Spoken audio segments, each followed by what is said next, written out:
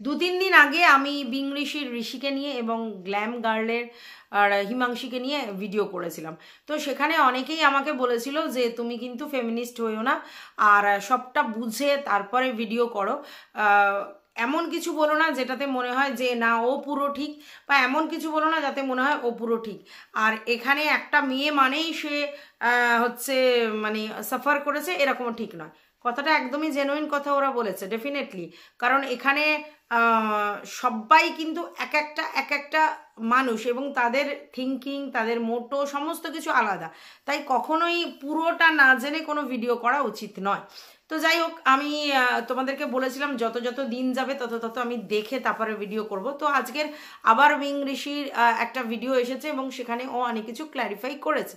তো এখানে আমি কিছু কথা প্রথমে বলতে চাই, সেটা হচ্ছে যে একটা জিনিস বারবার উঠে আসছে যে হিমাংশী কেন কেস করলো।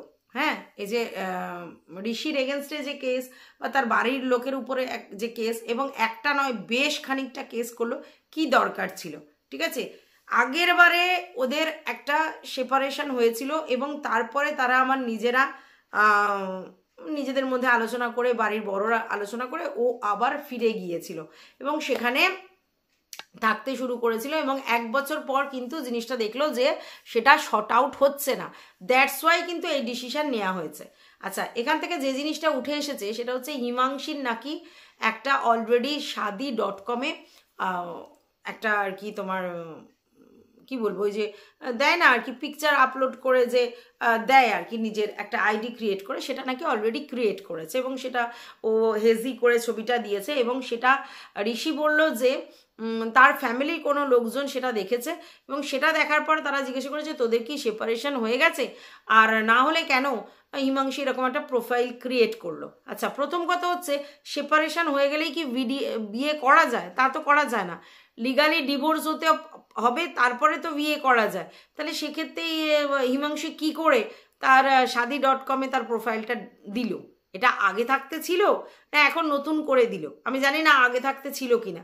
যদি আগে থাকতে থেকে যায় তাহলে কিছু বলার নেই, আর যদি রিসেন্টলি আপলোড করে তো ডিভোর্স যদি না হয় তাহলে কি করে শাদি.com-এ প্রোফাইল ক্রিয়েট করলো? মানে সেপারেশন, মানে সেপারেটেডরাও কি এরকমভাবে আইডি ক্রিয়েট করে এবং কি ভরসায় করে? কারণ সেপারেশনটা কতদিন থাকবে, ডিভোর্সটা আদৌ হবে কি না, কতদিন ধরে ঝুলবে, তো সেটা তো আমরা কেউ জানি না। তাহলে সেটা যখন জানি না তাহলে কি করে করছি? মানে যারা সেপারেটেড তারা কোন ভরসাতে আইডি ক্রিয়েট করে? কারণ ডিভোর্স হবে কিনা সেটাই তো আমাদের অ্যাসুরেন্স নেই। আমার তো মনে হয় তাদেরই উচিত করা, যদি মানে আনম্যারিড বা উইডো বা ডিভোর্সই হয় তারা।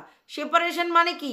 তারা একে অপরের থেকে আলাদা রয়েছে, তারপরেই তারা কিন্তু সঙ্গে সঙ্গে বিয়ে করতে পারবে না। তাহলে তাড়াতাড়ি একটা মানে আইডি ক্রিয়েট করার কি মানে, যদি করে থাকে রিসেন্ট। আর যদি আগে করে থাকে তাহলে কিছু বলার নেই। প্রশ্ন উঠছে হিমাংশীর ক্ষেত্রে থেকে যে ভাই তুমি এত এত কথা বলছো, এত এত কেস করেছো এবং সেখানে তুমি 1 কোটি টাকার ডিম্যান্ড করেছো, যদিও সেটা হিমাংশীর তরফ থেকে আমরা কিছুই জানি না এবং সেটা আমরা তো দেখতে পাচ্ছি না, বাট সেটা ঋষি বলছে যে 1 কোটি টাকার ডিম্যান্ড করেছে। এটা কেন করলো আমি তো বুঝতে পারছি না, যেখানে সবাই বলছে যে হিমাংশীর ফ্যামিলির লোকজন কিন্তু অনেকটাই রিচ ঋষির ফ্যামিলির থেকে, এবং হিমাংশু বেশ লামসাম অ্যামাউন্ট ইনকাম করে এবং প্রচণ্ড প্রমোশনাল শ্যুট ভিডিও পায়। তো সেই জায়গা থেকে ওর কি দরকার যে 1 কোটি টাকা ডিম্যান্ড করার? আমিও এটা বুঝতে পারলাম না। তো সেই জায়গাটা থেকে অনেকেই সন্দেহ প্রকাশ করছে যে কেন। ঠিক আছে, আচ্ছা, এইবার ঋষি বলছে যে যদি আমি এতটাই খারাপ হই তাহলে তোমার ফ্যামিলির লোক কেন আবার ব্যাপারটাকে শর্ট আউট করার জন্য 1 বছর আগে তুমি আবার কেন এসেছিলে? দেখো, এটা ফ্যামিলির লোকের মানে কি বলবো নেচার। ফ্যামিলির লোকেরা কখনোই চায় না কোনো ব্রেক। সব ফ্যামিলির লোকেরাই চায় যে অ্যাডজাস্ট করে ব্যাপারটা এগিয়ে যাক বা মিটে যাক। তো সেক্ষেত্রে ফ্যামিলির লোকেরা নিজেদের বাড়ির মেয়েকে কিন্তু এটা বোঝায় যে ভাই ঠিক আছে, যা হওয়ার হয়ে গেছে, এইভাবে হবে না, ঠিক আছে তুই যা, আগের মতো আবার গিয়ে ব্যাপারটাকে মেনে নিয়ে আবার শুরু করে দেয়। তো সেটা কিন্তু সব ফ্যামিলির লোক থেকেই করা হয়। প্রথমেই এরকম বোল্ড কেউ হয় না যে এসেছিস বেশ করেছিস আর এখন আর যেতে হবে না। কিন্তু এই কথাটাই কিছুদিন আগে ঋষি বলেছিল যে ওর ফ্যামিলির লোকেরা ফুল সাপোর্ট করেছিল এবং ফ্যামিলির লোকেরা বলেছিল বেশ করেছিস, মানে ভেঙে দিয়ে এসেছিস, তারা কিন্তু গ্ল্যাডলি ব্যাপারটা অ্যাকসেপ্ট করেছে। এই কথাই কিন্তু ঋষি বলেছে। এখন বলছে যে না, মানে একবার যখন চলে গিয়েছিল তারপরে তার ফ্যামিলির লোকেরাই ফিরে দিয়েছে। তাহলে যখন ফিরিয়েই দিয়েছে, তাহলে ঋষি কি করে তার ফ্যামিলির লোকেদের নামে অ্যালিগেশনগুলো দিচ্ছে? এটা কিন্তু প্রশ্ন রয়েছে, তাই না? আচ্ছা, এইবার ঋষি বলছে তুমি বলছো তোমার ফ্যামিলির লোকজন আমাদেরকে খুব একটা পছন্দ কোনোদিনই করে না, ঠিক আছে? আচ্ছা, এবং সেটা কিন্তু মানে বলেছে তারা। তো ঋষি বলছে যদি সত্যি সেটা হয় তাহলে আমি যখন যেতাম, ব্লগে অনেকেই দেখেছে যে তোমার চাচিরা প্রচুর প্রচুর রান্না করে দিত, 6 রকম 7 রকম পদ, বা তারা সবাই হ্যাপি মুমেন্ট আমার সাথে শেয়ার করতে এই করতো। তো সেগুলো কি করে করলো? আচ্ছা, এই জায়গায় আমার আবার কারেকশন করার আছে ঋষিকে।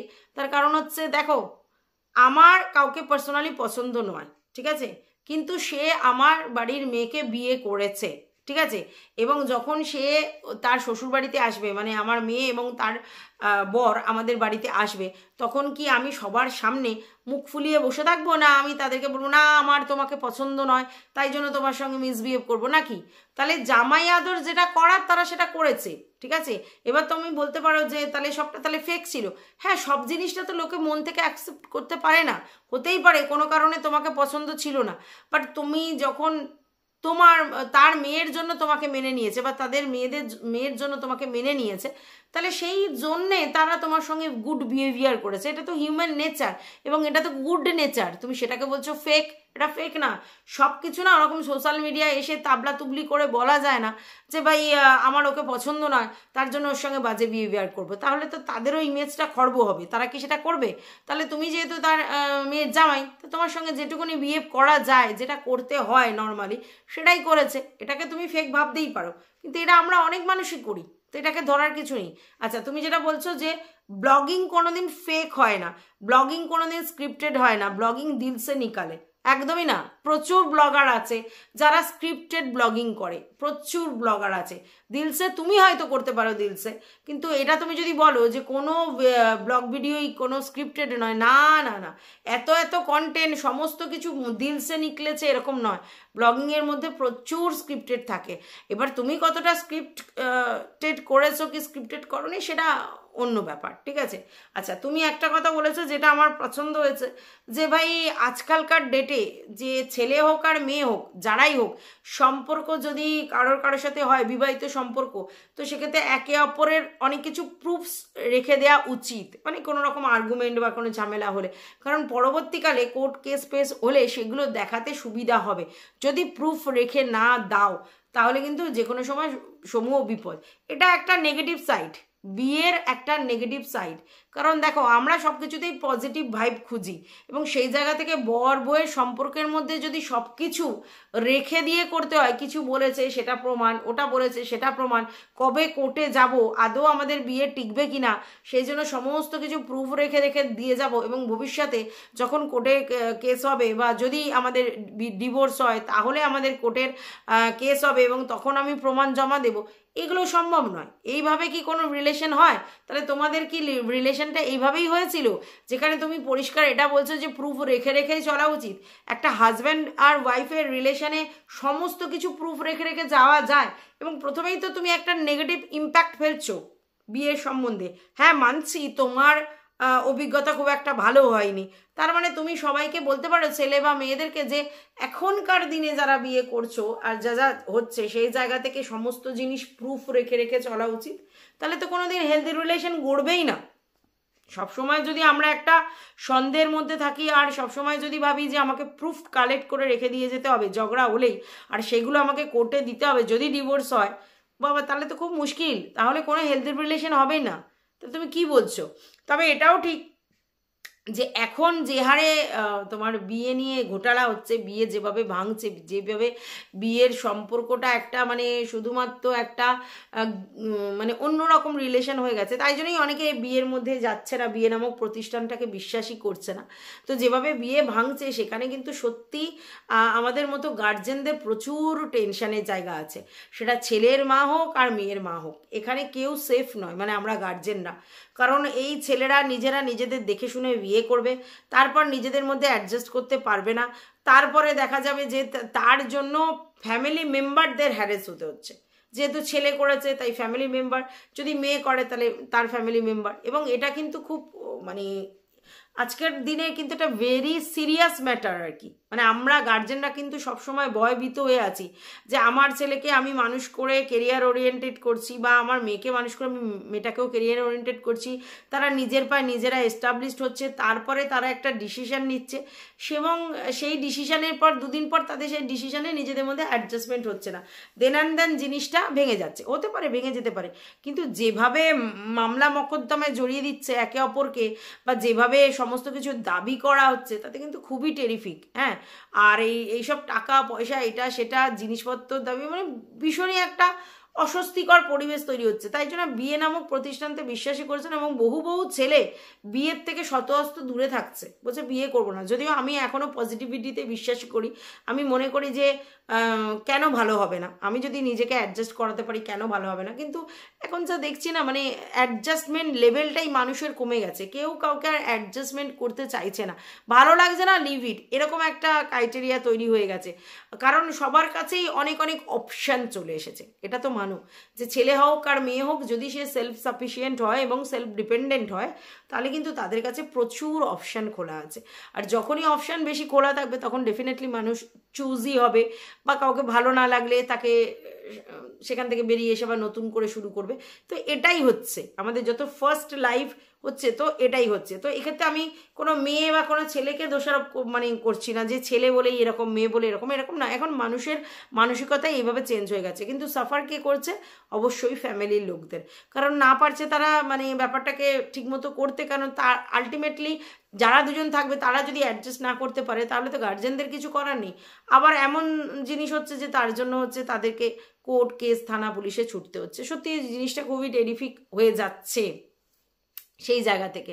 ঠিক আছে, আমি এখনো বলতে পারবো না যে পুরোপুরি হিমাংশীর দোষ, আর এখনো আমি বলতে পারবো না পুরোপুরি ঋষির দোষ, কারণ এক হাতে তালি বাজে না, কিছু তো ওদের মধ্যে প্রবলেম আছে। যাই হোক, এবার ঋষি যেটা প্রমাণ করার চেষ্টা করছে যে হিমাংশী ভীষণই সন্দেহ করতো, এবং সেই জায়গা থেকে ওর একটা মেন পার্ট ছিল যে আমাকে কারোর সঙ্গে শেয়ার করবে না, এবং সে যদি আমি আমার বোনের সঙ্গেও সময় কাটাই সেটাও পছন্দ করতো না, ও শুধু ওর সঙ্গে সময় কাটাতে পছন্দ করতো। এটা আমি বিশ্বাস করতে পারি না যে বোনের সঙ্গে সময় কাটালে পছন্দ করতো না, এটা তো কথা নয়। এখন ব্লগিং যখন আমরা করি তখন আমরা নিজেদের সময়টা অনেক কমে যায় আমাদের, কারণ ব্লগিং করতে গেলে অনেকটা ক্যামেরা নিয়ে নিয়ে ঘুরতে হয়, তো অনেকটা সময় কমে যায়। এবং তারপরে যদি মানে সময় দেওয়ার ব্যাপার থাকে, তো স্বাভাবিক বউরা চাই যে তাদেরকে একটু বেশি সময় দেওয়া হোক, কিন্তু তার মানে এই নয় যে তার বোনের সঙ্গে সময় কাটালেও সেটা অফেন্ডেড হতো। এটা আমার একটু বিশ্বাস করতে অসুবিধা হচ্ছে। ঠিক আছে, আবার হিমাংশী বলেছে যে অ্যাকচুয়ালি ওদের সম্পর্কটা ভাঙার পিছনে থার্ড পার্টির এন্ট্রি, মানে ঋষির জীবনে থার্ড পার্টির লোকের এন্ট্রি হয়েছে। এবং সেক্ষেত্রে হিমাংশী দুবার দুটো কথা বলেছে। কি বলেছে? প্রথমে বলেছে যে ভাই আমি ওর জীবনে অনেক মেয়ে আছে, প্রচুর গার্লফ্রেন্ড বানিয়ে রেখেছে, সবার সঙ্গে মানে আর কি মস্তি করে বেড়ায়। আর পরে বলেছে যে আমাকে পরিষ্কার জানিয়েছে যে ও কারোর সঙ্গে বিয়ে করতে ইচ্ছুক, এবং তার সঙ্গে অনেকটা এগিয়েছে, এবং তার সঙ্গে ভিডিও কলিং অন্য ঘরে গিয়ে কথাবার্তা সমস্ত কিছুই বলতো। এখানেও ঋষি বলছে যে তোমরা দেখো ও দুদিন দুটো ভিডিও বানিয়েছে, এবং দুটো ভিডিওতে দু ধরনের কথা বলেছে। প্রথম দিন কথাটা বলেছে যে ভাই আমি অনেকের সঙ্গে রিলেশন করেছি, এবং পরের দিন বলেছে যে ভাই আমি কোনো একজনকে বিয়ে করতে চাই, তার সঙ্গে ভিডিও কলিং অমুক তমুক করি। আচ্ছা, এইখানে আবার আমার একটা বলার আছে, সেটা হচ্ছে হিমাংশী দুটো কথাই ঠিক বলেছে যদি মানে এই জিনিসটা হয়, মানে যদি ওরমভাবে ধরো। তার কারণ হচ্ছে প্রথমও বলেছে সবার সঙ্গে ও গল্পগুজব করতো। হ্যাঁ, ডেফিনেটলি তুমি হয়তো সবার সঙ্গে গল্পগুজব করতে, তো সেই জায়গার পরে তুমি কোনো একটা পার্টিকুলার মেয়েকে ওখান থেকে চুজ করতে পারো, হতেই পারে। তুমি 1000 লোকের সঙ্গে গল্প করলে তো 1000 লোকের সঙ্গে তুমি তোমার লাইফ কাটাতে পারবে না, তাহলে সেই জায়গা থেকে তুমি 1000 লোকের সঙ্গে গল্প করার পরে কোনো একজনকে চুজ করতেই পারো তাদের মধ্যে থেকে, এবং তাকে চুজ করে তার সঙ্গে রীতিমতো ব্যস্ত থাকতে পারো, ফোনে দেখা করা, ডেটিং করা, লাইভে বলছি তোমার ফোন চ্যাটে বা তোমার হচ্ছে ভিডিও কলিংয়ে ব্যস্ত থাকতেই পারো। তো সেটাই হিমাংশী বলেছে যে তুমি প্রথম থেকেই একটু হচ্ছে ওই সঙ্গ করতে এবং পরবর্তীকালে তুমি কাউকে একজনকে জোগাড় করে এগুলো করেছো, তো সেই জন্য হিমাংশী তোমাকে চিটার বলেছে, মানে চিট করেছো বলেছে। হতেই পারে, এটা তো আমাদের কাছে প্রুফ নেই। হিমাংশু তো ইহুই এরকম মিথ্যা কথা বলে দিতে পারে না তোমার নামে অ্যালিগেশন। যাই হোক, তুমি বলছো সবটাই সন্দেহের বশে হয়েছে। এবার তুমি বলছো যে আমি প্রতি 6 মাস অন্তর বিদেশ ট্রিপ করতাম, আর বিদেশ ট্রিপ করা মানেই যে কারোর সঙ্গে নোংরামো করা বা কারোর সঙ্গে অন্য কিছু সম্পর্ক করা, এটা কিন্তু যারা চিন্তা ভাবনা করে তারা মিন মাইন্ডেড, এটা তুমি বলছো। না, আমার তোমার বিদেশে ট্রিপ করা নিয়ে কোনো কথা বলার নেই, কিন্তু আমার বক্তব্য তোমার যখন বিবাহিত জীবন আছে তাহলে সেখানে তুমি সোলো ট্রিপ করবে কেন, মানে এই জিনিসটাই বুঝবে না। হ্যাঁ, একবার তোমার ভালো লেগেছে, একা একা যেতে ইচ্ছা করেছে, ঠিক আছে, বাদ বাকি তুমি সোলো ট্রিপ করবে কেন? মানে বউ থাকার পরে তোমার কেন সোলো ট্রিপ করার ইচ্ছে হলো? কারণ বউ থাকলে তুমি ট্রিপে কি এনজয় করতে পারবে না? তোমার এটা ধারণা? এটা আমার বক্তব্য। আমরা যখন ঘুরতে যাই তখন আমরা পার্টনার চাই, তাই তো, যে আমাদের পার্টনারের সঙ্গে থাকবো। এইবার যদি তোমার বিবাহিত জীবন অনেক বছরের হয়ে গেছে, তোমার অনেক চাইল্ড ফাইল্ড হয়ে গেছে, সেক্ষেত্রে হয়তো তুমি বাচ্চা কাচ্চা নিয়ে বউ নিয়ে গেলে অনেকটা এক্সট্রা হেডেক, সেক্ষেত্রে তুমি কোনো এক সময় সোলো ট্রিপ করলে ঠিক আছে, বা তুমি একদিনের জন্য আউটিং করলে সেটাও ঠিক আছে, সেটা ঠিক আছে। কিন্তু যখন তোমার বউ হয়ে গেছে, বিদেশ ট্রিপে যাচ্ছ, তখন তোমার প্রতি 6 মাস অন্তর, মানে 4 বছরে তুমি কবার গেছো? 8 বার। তো তোমার সোলো ট্রিপ করার কি দরকার পড়লো? আমি তো এটাই বুঝতে পারলাম না। কোনো এক সময় মনে হয়েছে ঠিক আছে, বা যদি কোনো সময় হিমাংশী বলে যে আমি যেতে পারবো না, সেটাও ঠিক আছে। বাট তোমার এই সোলো ট্রিপটা করার পিছনে উদ্দেশ্যটা কি? তুমি বলছো তারা মিন মাইন্ডেড, যারা এরকম ভাবে যে সোলো ট্রিপ মানেই নোংরামি। হ্যাঁ, আমি ধরে নিচ্ছি যে সত্যিই সেটা, কিন্তু আমারও বক্তব্য যে তোমার বউ থাকার পরেই 4 বছর তোমার বিবাহিত জীবনে তোমার কোনো ইস্যু নেই, সেক্ষেত্রে তোমার ট্রিপে যদি তোমার সাথে তোমার বউ যেত, তোমার অসুবিধাটা কি হতো? বা দুজনে মিলে যদি প্ল্যান করে কোথাও ঘুরতে যাওয়ার, তোমরা যেহেতু ব্লগিং করো, কোনো চাপ ছিল না, তাহলে কেন তুমি সেটা করলে না? এখানে একটা সন্দেহ থেকেই যাচ্ছে, ঠিক আছে? আচ্ছা, এবার তুমি এক্সকিউজ দিচ্ছ যে ভাই আমি সোলো ট্রিপ করেছি বলে ও কি বসেছিল, ও তো এখানে ওখানে গোয়া ফোয়া এটা মানে ইন্ডিয়ার মধ্যে যেখানে যা যা যায় সেগুলো করেছে, আমি বিদেশে ঘুরেছি, ও এখানে ঘুরেছে। তো স্বাভাবিক তুমি তাকে একা জীবন মানে একা রেখে, তার একাকিত্বর জায়গাটা রেখে তুমি চলে গেছো। তুমি আনন্দ করবে, ফুর্তি করবে, মজা করবে, ঘুরবে, আর ও কেন ওর লাইফটায় বসে বসে কাটাবে কেন? মানে তোমার এই ধারণাটা কেন হলো? ঠিক আছে, তাহলে তুমি ঘুরে বেড়াচ্ছ, ওই বা বসবে কেন? ও ওর বন্ধুদের সঙ্গে সেই সময় এন্টারটেন করবার জন্য বেরিয়েছে, তাই না? তাহলে তুমি আবার কি করে চিন্তা ভাবনা করছো যে ওর প্রচুর বয়ফ্রেন্ড ছিল এবং সবার সঙ্গে ও কাটিয়েছে সময়, কারোর সঙ্গে সকালবেলা, কারোর সঙ্গে বিকালবেলা, কারোর সঙ্গে রাত্রিবেলা, এরকম করে করে ও ডেট করে গেছে। তাহলে তোমারও তো সন্দেহটা কম দেখছি না। তুমি ওকে সন্দেহবাতিক বলছো, ঠিক আছে, কিন্তু তোমারও তো সন্দেহটা কম দেখছি না। তাহলে কথাটা কি সত্যি যে তুমি ও মানে সোলো ট্রিপে গেছো আর এখানে ও ফুর্তি করছে? এটা তো তাহলে তোমার মিন মাইন্ডেড হলে, তুমিও মিন মাইন্ডেড হলে। কারণ তুমি যখন এতটা লিবারেল, তাহলে তুমি সোলো ট্রিপে গিয়ে যখন ফুর্তি করতে পারো, মানে ফুর্তি মানে এন্টারটেনমেন্ট ফুর্তি, তাহলে হিমাংশুও এদিক ওদিক ঘুরতে পারে, সময় কাটাতে পারে, কারণ ও কেন বসে থাকবে? তোমার যদি এটা মনে হয় যে তুমি প্রতিদেব, তুমি হচ্ছে সমস্ত আনন্দে এন্টারটেন পাবে, আর ও যেহেতু বিয়ে হয়ে গেছে মেয়ে, তাহলে ওর মানে বাড়িতে বসে সব কিছু করা উচিত, তাহলে তুমি ভুল ভাবছো। কারণ তুমি যাকে বিয়ে করেছো সে যথেষ্ট এলিজেবল। তাহলে তোমার যদি সমস্ত কিছু করার মানে এক্সপিরিয়েন্স নেওয়ার, অভিজ্ঞতা সঞ্চয় করবার ইচ্ছে থাকে, ওরও থাকতে পারে। আর তুমি ওর কাছ থেকে কি বলছো যে ও বর্তন মাজে না, ও হচ্ছে তোমার কাউকে রান্না করে দেয় না? কারণ তুমি এটা কি করে এক্সপেক্ট করছো? তুমি যখন বিয়ে করেছো অলরেডি ও 2.9 মিলিয়ন সাবস্ক্রাইবার হোল্ডার, প্রচুর ভিউজ হয় এবং যথেষ্ট একটা মানে সোশ্যাল মিডিয়ায় ভালো জায়গায় রয়েছে, তাহলে প্রচুর ইনকাম করে এবং ব্র্যান্ড প্রমোশনও পেত। তাহলে সেই জায়গা থেকে সে তো 4টে চাকর রাখতেই পারে, মানে কাজের কেউ সাবঅর্ডিনেট রাখতেই পারে। তো সে কেন করবে এইসব জিনিসগুলো? মানে তোমরা লাইফস্টাইল হাইফাই রাখবে, তার জন্য সে পয়সাও ইনকাম করবে, নিজেরটা নিজে করবে, আবার সে রান্না বান্না করবে, বাড়িতে বর্তন ধোবে, এটা এক্সপেক্ট করাটা আমার মনে হয় একটু বেশি করা হচ্ছে, ঠিক আছে? আচ্ছা, বাই দা ওয়ে, তুমি বলছো যে 4 বছর ধরে তাহলে কি সে ফেক কাজ করে গেছে? হ্যাঁ, সেখানে আমারও প্রশ্ন যে 4 বছর ধরে কি ফেক কাজ করে গেছে ও, যে 4 বছরে কোনো দিনই ও স্যাটিসফাইড ছিল না? দেখো, আমি যেটা মনে করছি সেটা হচ্ছে হয়তো সেটা নয়, তোমার সঙ্গে ওর ভালোই হেলদি রিলেশন ছিল, দিনে দিনে জিনিসটা ডিটোরিয়েট করেছে, এটা আমার মনে হচ্ছে। এবং তুমি এটা বলেছো তাহলে যে আমার বোনের সঙ্গে আমার বাবার সঙ্গে যে রিলসগুলো বানিয়েছিল সেগুলো ফেক ছিল না, ফেক ছিল না তো, সেগুলোও তো মন থেকেই করেছে, সেগুলো আনন্দ এন্টারটেন করবার জন্যই করেছে এবং ডেফিনেটলি ভিউয়ার্সদেরকে এন্টারটেন দেওয়ার জন্যই করেছে, কারণ চ্যানেলের জন্য মানুষ করে, ঠিক আছে।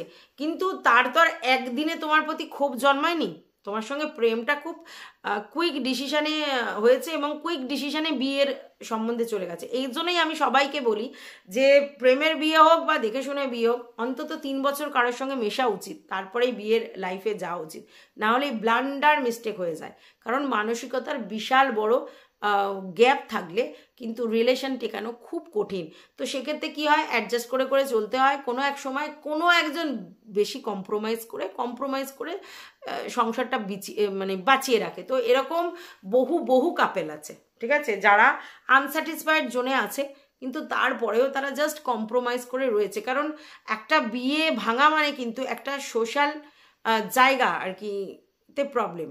আচ্ছা, একটা বিয়ে ভাঙা মানে একটা সংসার ভাঙা, একটা বাচ্চার সিকিউরিটি ভাঙা, দুটো ফ্যামিলির মধ্যে প্রবলেম। কারণ ধরো অত সহজে সবাই অ্যাডপ্ট করতে পারে না, তো বিয়ে ভাঙতে গেলে কিন্তু অনেক কিছু চিন্তা ভাবনা করতে হয়। কারণ বিয়ে ভাঙা মানে শুধু দুজনের সঙ্গে রিলেশন হেলদি হলো না, বিয়ে ভেঙে দিলাম, তা কিন্তু নয়। অনেক কিছু পরিবেশ পরিস্থিতি, সমাজ, রিলেটিভ, বাচ্চা কাচ্চা থাকলে তারা, এসব অনেক ব্যাপার থাকে। তার মানে এই নয় যে সারা জীবন কাউকে মানে স্যাক্রিফাইস করে যেতে হবে, কম্প্রোমাইজ করে যেতে হবে, আন্ডারস্ট্যান্ডিং না থাকলেও করে যেতে হবে, সেটাও নয়। কিন্তু সেই জন্যই অনেক মেয়েরা বা ছেলেরা এখনো পর্যন্ত অ্যাডজাস্ট করে যাচ্ছে, বাট নিউ জেনারেশনের মধ্যে অ্যাডজাস্টমেন্টের ক্ষমতা কমে যাচ্ছে, আর দ্যাটস ওয়াই আমরা এরকম দেখতে পাচ্ছি, ঠিক আছে। আচ্ছা, এইবার ঋষি বলছে তাহলে তোমার, আমি ব্লগ যা করতাম মন থেকে করতাম, বাট তুমি ব্লগ যা করতে তাহলে তুমি শুধুমাত্র প্রমোশনাল ভিডিও শ্যুটের জন্যই করতে।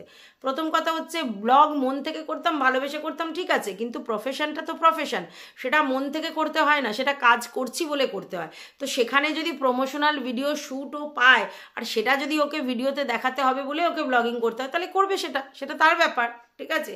তো এই কথাটার মানেটা কি, আমি ব্লগ মন থেকে করতে ভালোবাসি আর ও প্রফেশনালিজম মেনটেন করে করছে, তো এটাই তো হওয়া উচিত। কোনো কাজের মধ্যে প্রফেশনালিজমই থাকবে, মন তোমার আছে কি নেই সেটা ডাজেন্ট ম্যাটার, তুমি মন থেকে করছো সেটা ভালো। যে কোনো কাজ যদি তুমি প্যাশনেট হয়ে করো তাহলে সেটা মানে আরও ভালো হবে, কাজটা আরও ভালো হবে।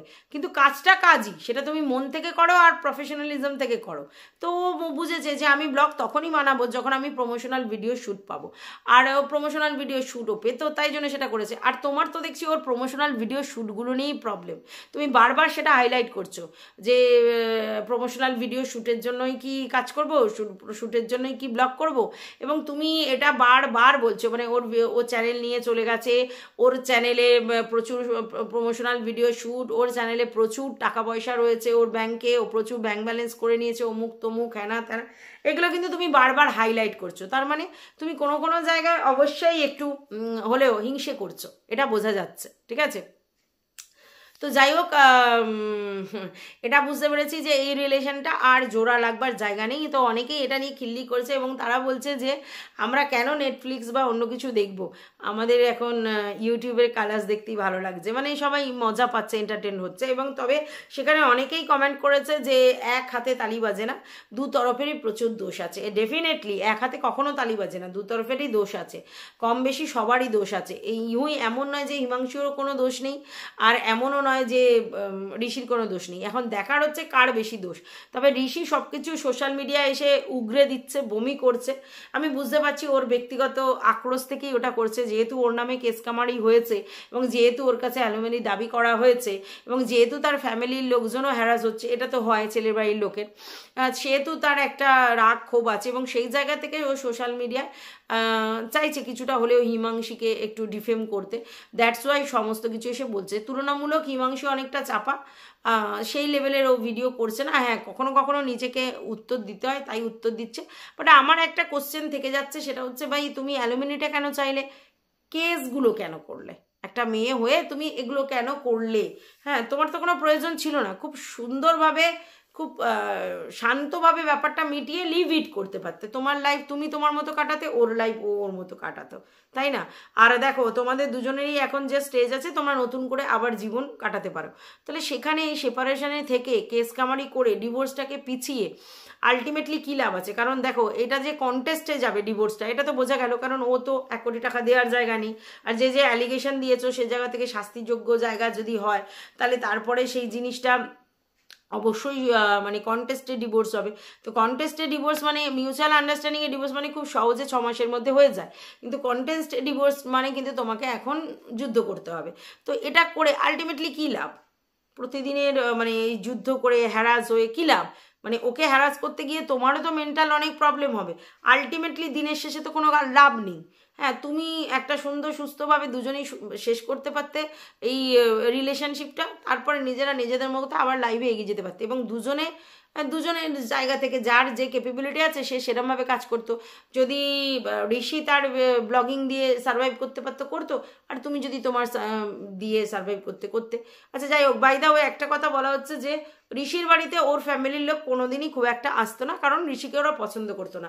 এবং অ্যাকচুয়ালি ঋষির বাড়ির লোকেরা কিন্তু ব্লগে আসে টাসে হই হই করে, এবং ওদের চ্যানেল আছে সেখানে তারা যথেষ্ট অ্যাক্টিভ। কিন্তু যেহেতু হিমাংশীর বাড়ি কেউ সেইভাবে সোশ্যাল মিডিয়ায় অ্যাক্টিভ নয়, মাঝে মধ্যে দেখা গেছে, তো সেটা বোঝা যায়নি। এবং হিমাংশীর বাড়ির লোকেরা কিন্তু যথেষ্ট রিচ ফ্যামিলির, এটাও জানা গেছে।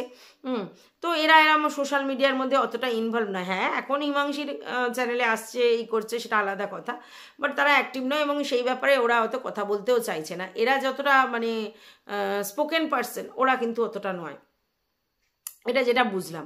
তো ছেলেটাকে পছন্দ না করার পিছনে অনেক রিজন আছে, কারণ তখন অলরেডি মেয়েটা কিন্তু এস্টাবলিশড, ঠিক আছে, মেয়েটা এস্টাবলিশড, এবং তার বাবার অবস্থাও খুব ভালো, এবং দেখতে শুনতে মেয়েটা যথেষ্ট সুন্দর। সেই জায়গায় ঋষি কিন্তু তখনও এস্টাবলিশ বলা যায় না। ঋষির বাবার স্টোর আছে শুনলাম জামা কাপড়ের, তো সেইখানে ও বসতো, মানে বাবার ব্যবসায় সে আছে, সে তো নিজে কিছু করতো না। তো এরকম ছেলের হাতে বাড়ির লোকেরা দিতে চাইবে না, এটা খুব স্বাভাবিক ব্যাপার। তো সেই জন্যই হয়তো রাজি হচ্ছিল না। তো যাই হোক, আপাতত দেখা যাক কি হয়, কি মানে আবার কি কোনো হিমাংশীর তরফ থেকে কোনো ভিডিও আসে কি না জানি না। তো যেটুকুনি দেখলাম তাতে বোঝা গেল যে এক হাতে তালি বাজছে না, দুজনের দোষ আছে। লেটস সি কি হয়।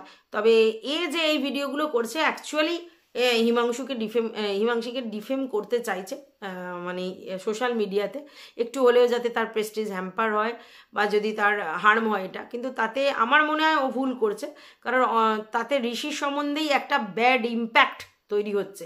খুলে বলা ভালো, কিন্তু যে জিনিসটা প্রশাসনের আন্ডারে আছে, কোর্ট কেস হচ্ছে, নিজেদের মধ্যে ঝামেলা শর্ট আউট হচ্ছে, এখনই যদি মুখ খুলতে শুরু করে এবং ডেলি ডেলি ভিডিও করে যদি এইগুলো বলতে থাকে, তাহলে তার সম্বন্ধে একটা ব্যাড ইম্প্যাক্ট তৈরি হয়। আমার মনে হয় জিনিসটাকে সলভ করে তারপরে যদি এসে বলতো তাহলে কিছু ব্যাপার হতো না, এটা আমার মনে হয়। তো যাই হোক, এটুকুই বলার ছিল ভিডিওটাতে। তোমাদের কি মতামত অতি অবশ্যই জানাও।